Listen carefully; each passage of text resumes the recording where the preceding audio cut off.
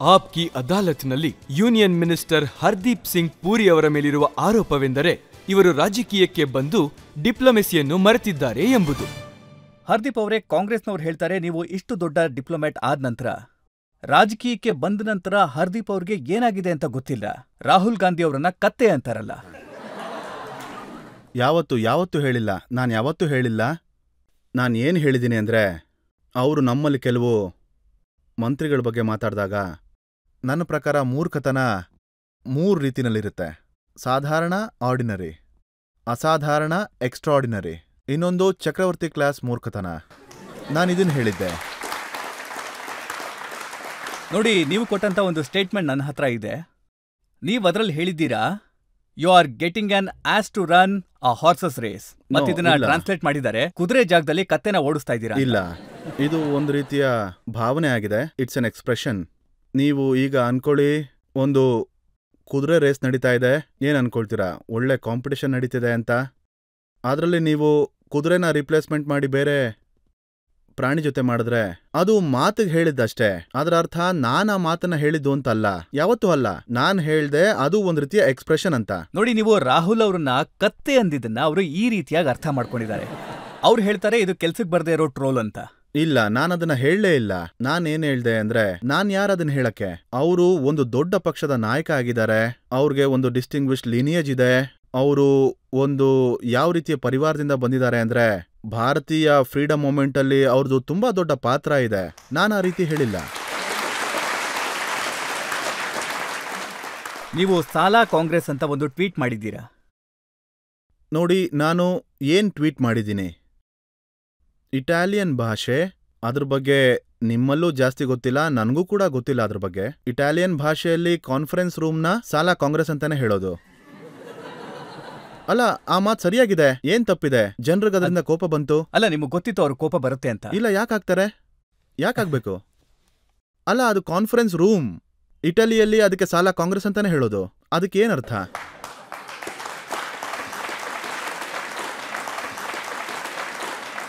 ನೋಡಿ, ರಾಹುಲ್ ಗಾಂಧಿ ಅವರಂತೂ ಪ್ರಧಾನಿ ಅವರನ್ನ ಜೇಬ್ಗಳ ಅಂತ ಕರೀತಾರೆ. ಅಯ್ಯೋ, ಅದು ಅವ್ರು ಹೇಳ್ತಾರೆ ಅಟೆನ್ಷನ್ನ ಡೈವರ್ಟ್ ಮಾಡ್ತಾರೆ, ಅದಾನಿ ಜೇಬ್ ಕತ್ತರಿಸ್ತಾರೆ ಅಂತ. ನೀವು ಅವ್ರಿಗೆ ಇದನ್ನ ಕೇಳಿ, ಏನಂದ್ರೆ ಯಾವಾಗ ನಿಮ್ಮ ತಂದೆಯವರು ಪ್ರಧಾನಮಂತ್ರಿ ಆಗಿದ್ರೋ, ಅವರು ಒಂದು ಸ್ಟೇಟ್ಮೆಂಟ್ ಕೊಟ್ಟಿದ್ರು. 1985ರಲ್ಲಿ ₹1 ಡಿಲ್ಲಿಯಿಂದ ಆಚೆ ಹೋದ್ರೆ ಅದರಿಂದ ಯಾರಿಗೆ ಉಪಯೋಗ ಆಗ್ಬೇಕೋ ಅವ್ರಿಗೆ ಅದರಿಂದ 50 ಪೈಸೆ ಅಷ್ಟೇ ಸಿಗೋದು ಅಂತ. 1985 ಬಗ್ಗೆ ನಾನು ಮಾತಾಡ್ತಾ ಇದ್ದೀನಿ. ನಮಗೆ ಸ್ವಾತಂತ್ರ್ಯ ಸಿಕ್ಕಿದ್ದು 1947ರಲ್ಲಿ. ಸರಿನಾ? ನೀವೇ ನೋಡಿ, ಅಷ್ಟು ವರ್ಷದಲ್ಲಿ ಕಾಂಗ್ರೆಸ್ನವರು ಎಷ್ಟು ವರ್ಷ ಸರ್ಕಾರದಲ್ಲಿದ್ರು ಅಂತ. ಆಗ ಜೇಬ್ ಯಾರ್ದಾಗಿತ್ತು? ಯಾರು ಕಟ್ ಮಾಡ್ತಾ ಇದ್ರು? ಇನ್ನೊಂದೇನಂದ್ರೆ, ನೀವು ಯಾವುದೇ ವ್ಯಕ್ತಿನ ಒಳ್ಳೆಯವರು ಕೆಟ್ಟವರು ಅಂತ ಸರ್ಟಿಫಿಕೇಟ್ ಕೊಡೋದಕ್ಕೆ ನಾನಿಲ್ಲಿಗೆ ಬಂದಿಲ್ಲ. ಬಟ್ ನಿಮ್ಮ ಕಾಂಗ್ರೆಸ್ ಸ್ಟೇಟ್ಗಳಿದೆಯಲ್ಲ, ಅದರಲ್ಲೂ ನಮ್ಮ ಇನ್ವೆಸ್ಟ್ಮೆಂಟ್ಸ್ ಇದೆ. ನೋಡಿ, ಅವರು ಲೇಟೆಸ್ಟ್ ಆಗಿ ಹೇಳಿದ್ದು ಏನು ಅಂತಂದ್ರೆ, ಪಬ್ಲಿಕ್ ಹೇಳ್ತಾರೆ, ಒಂದ್ ವೇಳೆ ನೀವು ಪೆಟ್ರೋಲ್ನ ಖರೀದಿ ಮಾಡಿದ್ರೆ ಒಂದ್ ವೇಳೆ ನೀವು ಡಾಬಾದಲ್ಲಿ ಊಟ ಮಾಡಿದ್ರೆ ಹಣ ಅದಾನಿಗೆ ಹೋಗುತ್ತೆ. ಒಂದ್ ವೇಳೆ ನೀವು ನೀರು ಕುಡಿದ್ರೂ ಕೂಡ ಅದಾನಿಗೆ ಹಣ ಹೋಗುತ್ತೆ. ಎಲೆಕ್ಟ್ರಿಸಿಟಿ ಖರ್ಚು ಮಾಡಿದ್ರೆ, ಟಿವಿ ಆನ್ ಮಾಡಿದ್ರೆ ಹಣ ಅದಾನಿಗೆ ಹೋಗುತ್ತೆ. ನನಗನ್ಸುತ್ತೆ ಇವ್ರಿಗೆ ಮಿನಿಮಮ್ ಆಗಿ ಅಡಾನಿ ಬಗ್ಗೆ ಅಬ್ಸೆಷನ್ ಆಗಿದೆ ಅಂತ. ಒಂದ್ ವೇಳೆ ಅವ್ರಿಗೆ ಪೆಟ್ರೋಲ್ ಬಗ್ಗೆ ಸ್ವಲ್ಪನಾದ್ರೂ ಕಾಳಜಿ ಮತ್ತೆ ಚಿಂತೆ ಏನಾದ್ರೂ ಇದ್ರೆ, ಕಚ್ಚಾ ಪೆಟ್ರೋಲ್, ಕಚ್ಚಾ ತೈಲ ಎಲ್ಲಿಂದ ಬರುತ್ತೆ? 85% ನಾವು ಇಂಪೋರ್ಟ್ ಮಾಡ್ಕೊಳ್ತೀವಿ. ಅದನ್ನು ಯಾರು ಇಂಪೋರ್ಟ್ ಮಾಡ್ಕೊಳ್ತಾರೆ?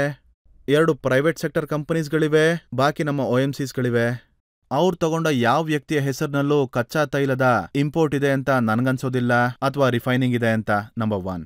ನಂಬರ್ 2, ಅದರಲ್ಲಿ ನೀವು ಫ್ರೇಟ್ ಜೋಡಿಸ್ತಿರೋ, ಇನ್ಶೂರೆನ್ಸ್ ಜೋಡಿಸ್ತಿರೋ, ಯಾರು ರಿಫೈನ್ ಮಾಡ್ತಾರೋ ಕಚ್ಚಾ ತೈಲನ, ಪೆಟ್ರೋಲ್ ಮತ್ತೆ ಡೀಸೆಲ್ ಮಾಡ್ತಾರಲ್ಲ, ಅವರು ಸ್ವಲ್ಪ ಪರ್ಸೆಂಟೇಜ್ ಅವ್ರಿಗೆ ಇಟ್ಕೊಳ್ತಾರೆ. ಬಾಕಿ ಡೀಲರ್ ಕಮಿಷನ್ ತಗೊಳ್ತಾರೆ. ಉಳ್ದಿದ್ದನ್ನ ಕೇಂದ್ರ ಸರ್ಕಾರ ಅದ್ರ ಮೇಲೆ ಎಕ್ಸಸೈಸ್ ಹಾಕುತ್ತೆ, ಮತ್ತೆ ರಾಜ್ಯ ಸರ್ಕಾರ ಅದ್ರ ಮೇಲೆ ಸ್ವಲ್ಪ ವ್ಯಾಟ್ ಹಾಕುತ್ತೆ. ಹೀಗೇನೆ.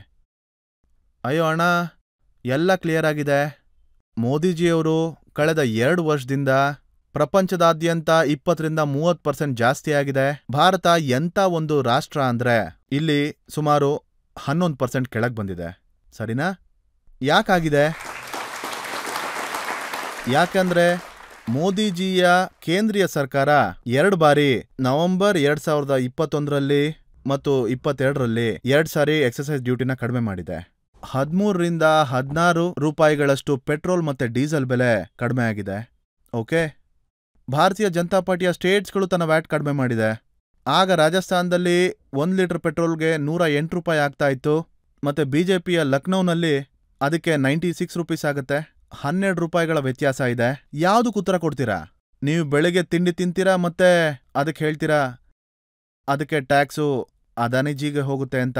ಪೆಟ್ರೋಲ್ ಹಾಕ್ಸ್ತೀರಾ, ಅದಕ್ಕೆ ಗೊತ್ತಿಲ್ಲ ಏನ್ ಮಾತಾಡ್ತಿದ್ದೀರಾ. ಅವ್ರು ಏನ್ ಹೇಳ್ತಾರೆ ಅಂತಂದ್ರೆ, ಹರ್ದೀಪ್ ಪುರಿ ಅವರು ಸಿವಿಲ್ ಏವಿಯೇಷನ್ ಮಿನಿಸ್ಟರ್ ಆಗಿದ್ದಾಗ 6 ಏರ್ಪೋರ್ಟ್ನ ಅದಾನಿ ಕೊಟ್ರು ಅಂತ. ನೋಡಿ, ಒಂದು ಹೇಳ್ತೀನಿ, ಆ ಏರ್ಪೋರ್ಟಿನ ಆಕ್ಷನ್ ನಾನ್ ಬರೋದಕ್ಕಿಂತ ಮುಂಚೆ ಆಗೋಗಿತ್ತು. ಮೊದಲನೇ ಮಾತಿದು. ಇನ್ನೊಂದು ಮಾತೇನು ಅಂದ್ರೆ, ಯಾವಾಗ ನೀವು ಓಪನ್ ಟ್ರಾನ್ಸ್ಪರೆಂಟ್ ಆಕ್ಷನ್ ಮಾಡ್ತಿರೋ ಅದರಲ್ಲಿ ನಿಮ್ಮ ಮುಖ ಮುರಾರ್ಜಿ ದೇಸಾಯಿ ಜೊತೆ ಹೋಲುತ್ತೆ ಅಂತ ಅಥವಾ ಅವ್ರ ಹೆಸರು ಹೋಲುತ್ತೆ ಅಂತ ಮಾಡೋದಕ್ಕಾಗೋದಿಲ್ಲ. ಯಾರ್ ಬಿಡ್ಡಲ್ ತಗೊಳುತ್ತೋ ಅವ್ರಿಗೆ ಸೇರುತ್ತೆ. ನಾನ್ ಯಾವಾಗ ಏರ್ಪೋರ್ಟ್ ಅಂದ್ರೆ ಸಿವಿಲ್ ಏವಿಯೇಷನ್ ಜೊತೆ ಡೀಲ್ ಮಾಡ್ತಿದ್ನೋ ಆಗ ಒಂದು ದೊಡ್ಡ ಏರ್ಪೋರ್ಟ್ನ ಆಕ್ಷನ್ ಬಂತು, ಜೇವರ್. ಅದು ಡೆಲ್ಲಿಗೆ ಆಸ್ಪಾಸ್ನಲ್ಲಿದೆ. ಜೇವರ್ನಲ್ಲಿ ಏರ್ಪೋರ್ಟ್ ಆಯ್ತು ಅಂದ್ರೆ ಡೆಲ್ಲಿ ಇಂದಿರಾ ಗಾಂಧಿ ಇಂಟರ್ನ್ಯಾಷನಲ್ ಏರ್ಪೋರ್ಟ್ ಮತ್ತೆ ಜೇವರ್ನ ಅಲ್ಲಿನ ಟ್ರಾಫಿಕ್ ಇದೆಯಲ್ಲ, it will be more than London, Heathrow, Gatwick ಇದನ್ನೆಲ್ಲ ಸೇರಿಸಿದ್ರು ಜಾಸ್ತಿ ಆಗತ್ತೆ. ನಾನು ಒಂದ್ಸಾರಿ ಯೋಗಿಜಿ ಅವ್ರ ಜೊತೆ ಮಾತಾಡ್ತಾ ಇದ್ದೆ. ಹೀಗೆ ಸುಮ್ಮನೆ ಮಾತಾಡ್ತಾ ಇದ್ದೆ ಲೈಟರ್ ಮೋಡ್ನಲ್ಲಿ.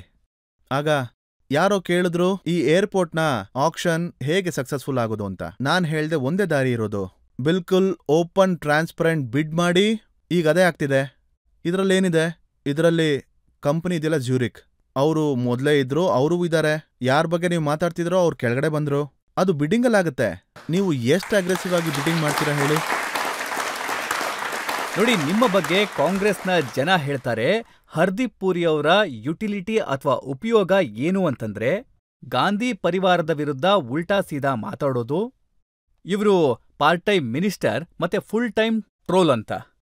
ನನ್ನ ಯುಟಿಲಿಟಿ ಏನಿದೆಯೋ ಅದು ಯಾರೋ ಬೇರೆಯವರು ಜಡ್ಜ್ ಮಾಡ್ತಾ ಇದ್ದಾರೆ. ಇವ್ರ ಬಗ್ಗೆ ಯಾವ ವಿಷಯ ಇದೆಯಲ್ಲ, ನನಗೆ ತಿಳಿದಿರೋ ಮಟ್ಟಿಗೆ ಇನ್ನು 1 ವರ್ಷದಲ್ಲಿ 365 ದಿನ ಇರುತ್ತೆ ಅನ್ಸುತ್ತೆ. ಅದರಲ್ಲಿ 2% ಟೈಮ್ ಆದರೂ ಅವ್ರು ಇದ್ರ ಬಗ್ಗೆ ಏನಾದರೂ ಯೋಚನೆ ಮಾಡಿದ್ರೆ ನೀವು ಅದ್ರ ಬಗ್ಗೆ ಪರಿಶೀಲನೆ ಮಾಡಿ. ನನಗೆ ಇದ್ರ ಬಗ್ಗೆ ಯಾವುದೇ ರೀತಿ ಆಬ್ಸೆಷನ್ ಇಲ್ಲ ಅಥವಾ ಬೇರೆ ಭಾವನೆ ಇಲ್ಲ. ಪ್ರಿಯಾಂಕಾ ಗಾಂಧಿ ಅವರ ಕಂಪ್ಲೇಂಟ್ ಏನು ಅಂತಂದ್ರೆ ಅದನ್ನ ನಾನು ನಿಮಗೆ ಸರಿ ಹೇಳಿ. ನೋಡಿ, ಅವ್ರು ಹೇಳ್ತಾರೆ, ನೋಡಿ, ರಾಹುಲ್ ಗಾಂಧಿ ಜಗತ್ತಿನ 2 ತುಂಬಾ ದೊಡ್ಡ ಯೂನಿವರ್ಸಿಟಿಲಿ ಓದಿದ್ದಾರೆ. ಹಾರ್ವರ್ಡ್ ಮತ್ತೆ ಕೇಂಬ್ರಿಡ್ಜ್ ಇಂದ ಅವರು ಡಿಗ್ರಿನ ತಗೊಂಡಿದ್ದಾರೆ. ನೀವು ಅವ್ರನ್ನ ಪಪ್ಪು ಅಂತೀರಾ. ಡಿಗ್ರಿನ ನೀವು ನೋಡಿಲ್ಲ, ಸತ್ಯಾಂಶ ನಿಮಗೆ ಗೊತ್ತಿಲ್ಲ, ನೀವು ಅವ್ರನ್ನ ಪಪ್ಪು ಅಂತೀರಾ. ನಾನ್ ಯಾವತ್ತೂ ಅವ್ರನ್ನ ಪಪ್ಪು ಅಂತ ಹೇಳಿಲ್ಲ. ಪಪ್ಪು ಅಂದ್ರೆ ಒಂದು ಟರ್ಮ್ ಆಫ್ ಎಫೆಕ್ಷನ್ ಆಗಿರುತ್ತೆ. ನಾವೀಗ ಒಂದು ಯಾವ್ದಾದ್ರೂ ಮಗುನ ಪಪ್ಪು ಅಂತ ಕರಿತೀವಲ್ಲ, ಹಾಗದು. ಅರೆ, ನನ್ಗೆ ಯಾವುದೇ ಅರ್ಹತೆ ಇಲ್ಲ. ಅವರೊಬ್ರು ದೊಡ್ಡ ಲೀಡರ್ ಆಗಿದ್ದಾರೆ. ಅವರ ಫಾದರ್ ಪ್ರೈಮ್ ಮಿನಿಸ್ಟರ್ ಆಗಿದ್ರು, ಅವರ ಮದರ್ ಪ್ರೈಮ್ ಮಿನಿಸ್ಟರ್ ಆಗಿದ್ರು, ಅವ್ರ ತಾತ ಕೂಡ ಪ್ರೈಮ್ ಮಿನಿಸ್ಟರ್ ಆಗಿದ್ರು. ನಾನ್ ಯಾರು ಪಪ್ಪು ಅಂತ ಹೇಳಕ್ಕೆ? ಪಪ್ಪು ಅಂದ್ರೆ ಟರ್ಮ್ ಆಫ್ ಅಫೆಕ್ಷನ್ ಆಗಿದೆ. ಅಂದ್ರೆ ನನ್ನ ಅವರ ಮಧ್ಯೆ ಯಾವುದೇ ರೀತಿ ಆ ರೀತಿ ಸಂಬಂಧ ಇಲ್ಲ ಪಪ್ಪು ಅಂತ ಕರೆಯಕ್ಕೆ. ಬನ್ನಿ, ಹಾಗಿದ್ರೆ ಪಬ್ಲಿಕ್ ಇಂದ 1-2 ಪ್ರಶ್ನೆ ತಗೊಳ್ಳೋಣ. ಖಾಲಿಸ್ತಾನ್ ಬಗ್ಗೆ ತುಂಬಾ ಚರ್ಚೆ ನಡೀತಾ ಇದೆ, ಮತ್ತೆ ಅವರು ಕೂಡ ಇದಕ್ಕೆ ಸಪೋರ್ಟ್ಗೆ ಬಂದಿದ್ದಾರೆ. ಹಾಗಾಗಿ ನನ್ನ ಕ್ವಶನ್ ಏನಂದ್ರೆ, ನೀವು ಪಂಜಾಬ್ನ ಯೂತ್ಗೆ ಏನ್ ಮೆಸೇಜ್ ಕೊಡೋದಕ್ಕೆ ಇಷ್ಟಪಡ್ತೀರಿ? ಯಾವ್ದು ಸರಿ, ಯಾವ್ದು ತಪ್ಪು ಅಂತ? ಇದು ಎಲ್ಲ ಆಗ್ತಾ ಇದೆ ಖಾಲಿಸ್ತಾನ್. ಒಂದು ಆಗ್ತಾ ಇರೋದು ಕೆನಡಾ ಅಲ್ಲಿ, ಯಾಕಂದ್ರೆ ಎಲ್ಲ ಖಾಲಿಸ್ತಾನಿ ಅಲ್ಲಿ ಸೇರ್ಕೊಂಡಿದ್ದಾರೆ.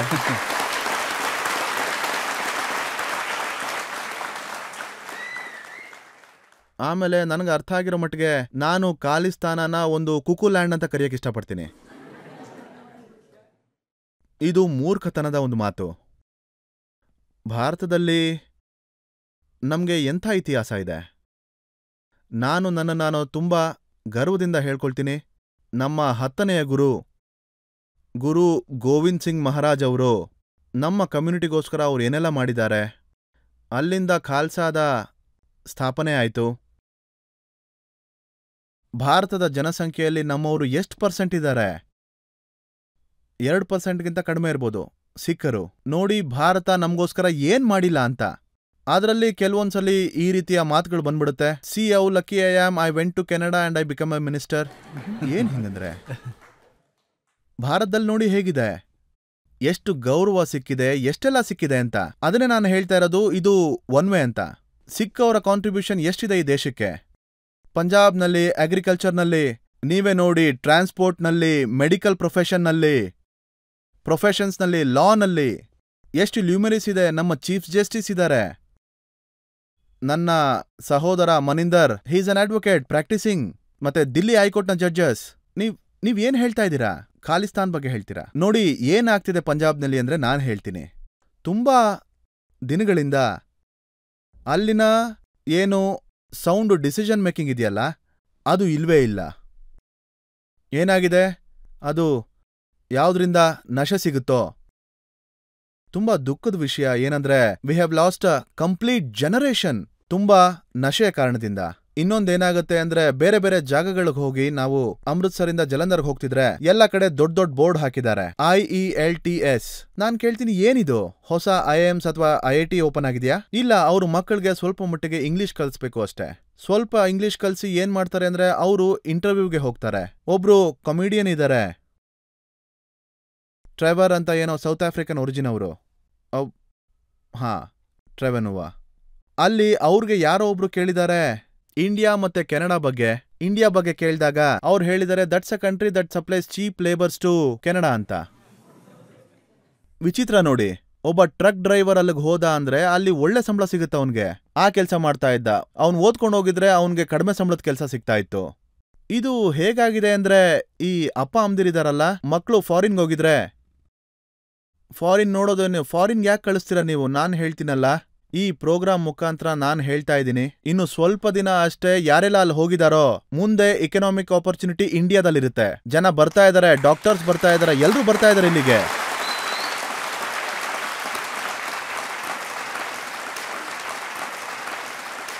ನಾನು ಇನ್ನೂ ಒಂದು ವಿಚಾರ ಹೇಳಕ್ ಬಯಸ್ತೀನಿ.